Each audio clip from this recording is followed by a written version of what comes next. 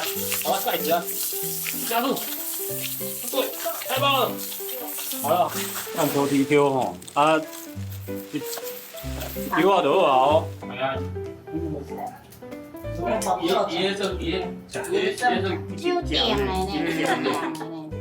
材料。大家好，我是婉婷，对。还有我是信杰。好，就我们在我们好伴屋这边啊，平常就是，白天的时候呢，就是基本上是我们工作的空间，然后也算是一个独立书店，全台第一家诏安客家独立书店。然后一开始呢，我们是 focus 在保留就是诏安客文化的这部分，所以我们就是有收集一些诏安客语的相关的书，还有文化的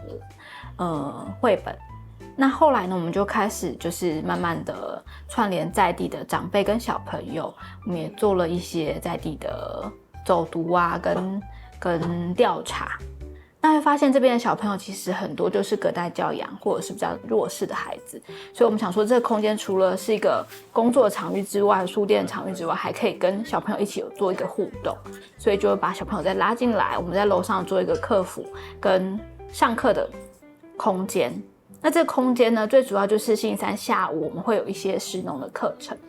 那我们就把对面的农地租下来，然后让小朋友跟着我们一起去体验脚踩在土地上的感受，然后让他们去种菜，让他们知道说农夫种菜的过程，然后自己采收。好来，这个就是野苋菜，那野苋菜要采它的嫩叶，哦，嫩叶在哪里？阿妈把你我妈来，来，安尼，阿妈把你看，安尼就好。好，你看，好来，开始，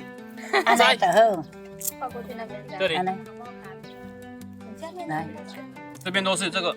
这个都是叶子大片的，这个都是。我们利用暑假的期间，那顶着大概体感温度40度的高温，那让小朋友去体验农夫的辛苦，然后他们就会全身大汗，跟老师说，老师，农夫真的好辛苦。那他们一个午餐就是会吃到一粒饭都不剩。那我平常其实小朋友在上课的时候，我也是在上课，只是我的对象会转换成社区的长辈。那去我们社区活动中心跟长辈去做一些互动，长辈想要上什么，我们就跟他一起去学习啊，然后一起去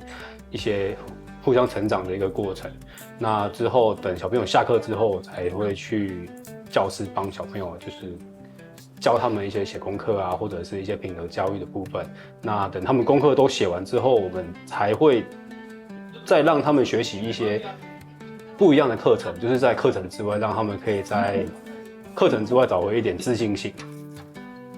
好啊，那会不会多少钱20万，毛毛干